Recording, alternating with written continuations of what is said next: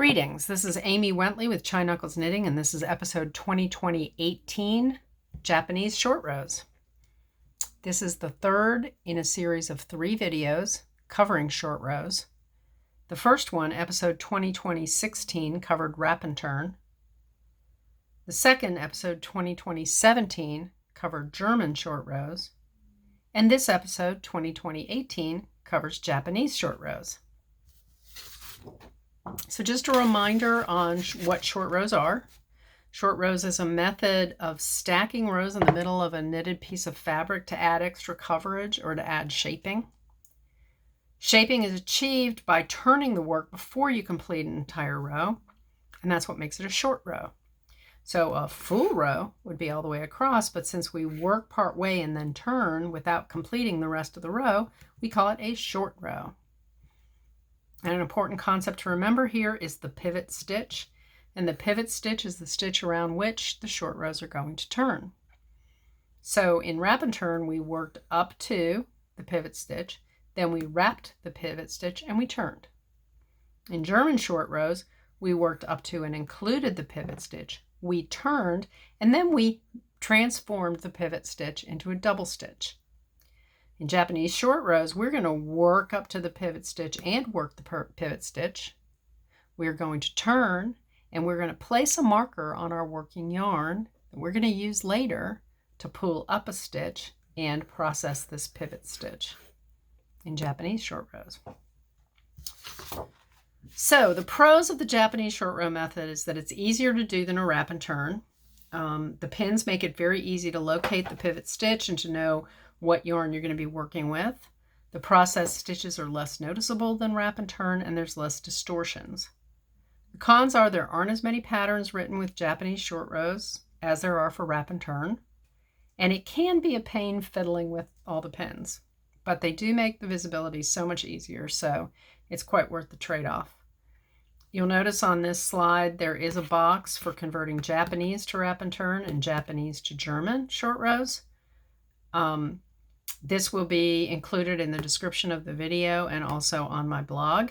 So if you ever want to come back and you want to do some conversions of patterns, you can go ahead and refer to that information. So you treat Japanese short rows a little bit differently depending on whether you're on the knit side or the purl side. And we'll go over both of those. And the instructions for this pattern, let's make sure we get you all on the screen here, are right here. Okay. So far I have cast on 15 stitches and I purled a row. I put a marker here on the pivot stitch just so you can see it right now. You will want to, if you're working along with me here, you're going to want to have some locking stitch markers that you can use. And at any one time, I'm thinking you're probably going to need a total of about 8 of them, if I'm not mistaken. So let's jump in. So the first instruction says knit 10, turn. So I'll go ahead and knit 10. 1, 2, 3, 4, 5, 6, 7, 8, 9, and then the 10th stitch is my pivot stitch. Okay, now I am going to take this marker off right now because this was just here to show me where the pivot stitch was. So we're going to take this marker off and set it aside. So it said knit 10 and turn, so I'm going to turn now. So now I have to deal with my pivot stitch, and what I'm going to do is I'm going to slip one as if to purl from the left needle to the right needle. Then I'm going to take a marker, and it has to be one that you can pin and unpin, and I'm going to attach it to the working yarn here. Excuse me. And it's probably a good idea to close the marker because I have had them fall off in the past too.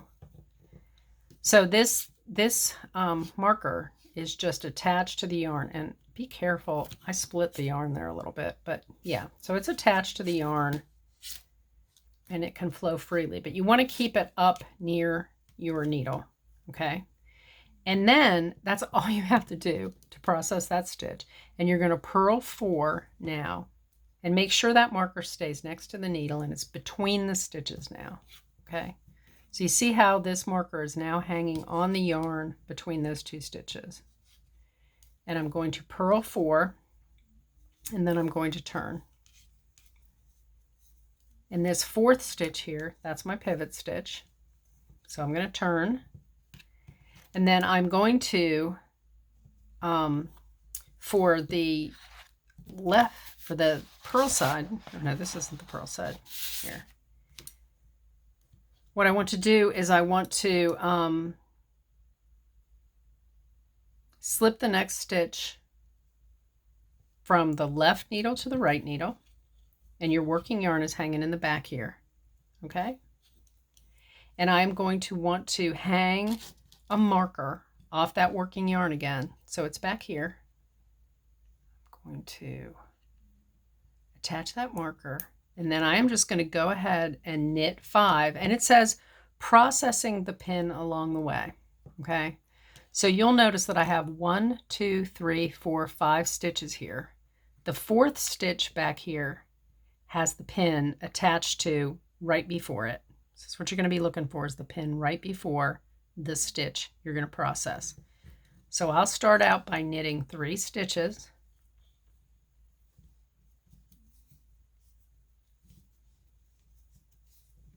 And for the 4th stitch, what I'm going to do is I'm going to pull on this pin.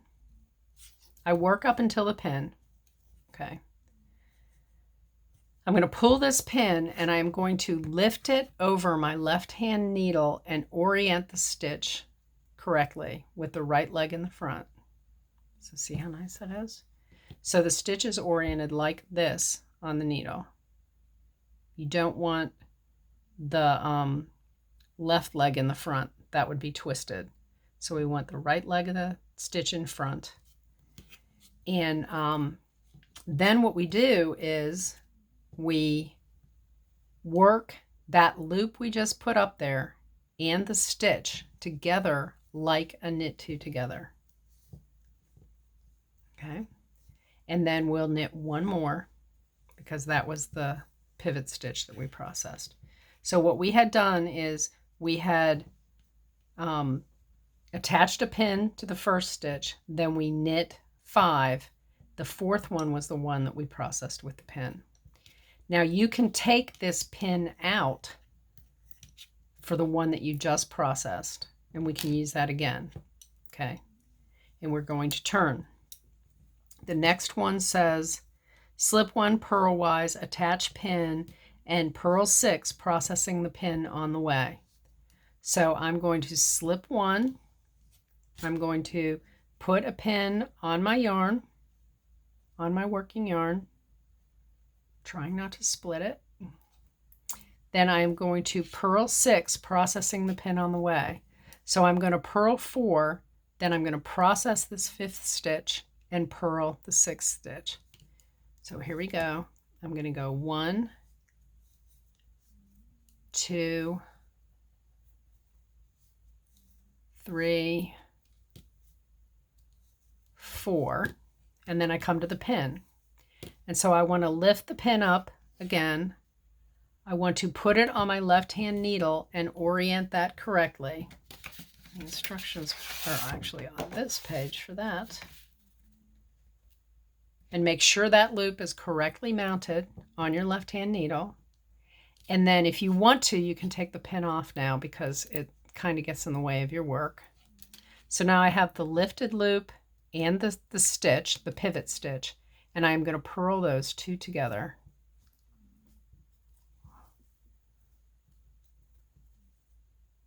It's a little tight, prepare yourself. And then I purl 1 more stitch. Okay. And now I'll go ahead and do 2 more rows for you quickly so you can have a little bit of a review. So I turn. The next instruction says slip 1 purlwise and knit 7, processing the pin along the way. So I'm going to slip one purlwise. I'm going to attach the pin to the working yarn back here, trying not to split it. There we go. Get that pin close to the needle, and you're going to go ahead and knit 1, 2, 3, 4, 5. Oh, and there's the pin.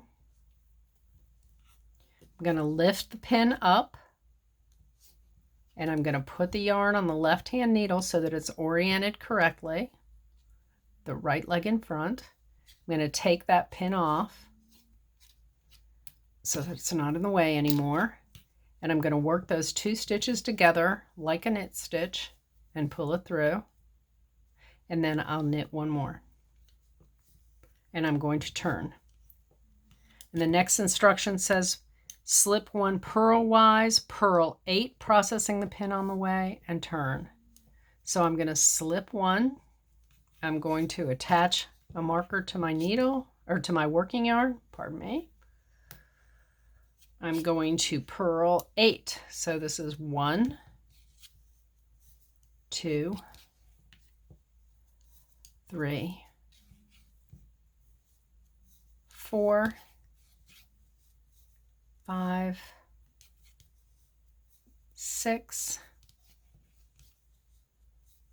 and then 7 will be this stitch, the pivot stitch. I'm going to lift up the yarn with the pin and situate it on the left-hand needle in the correct orientation with the right leg in front.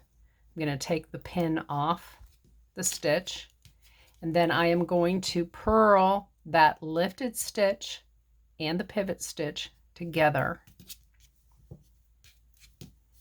and then I'll purl 1 more, and that's that. So I am going to continue to work, and I am going to work until the end of instruction number 13 here, and so I will be back shortly.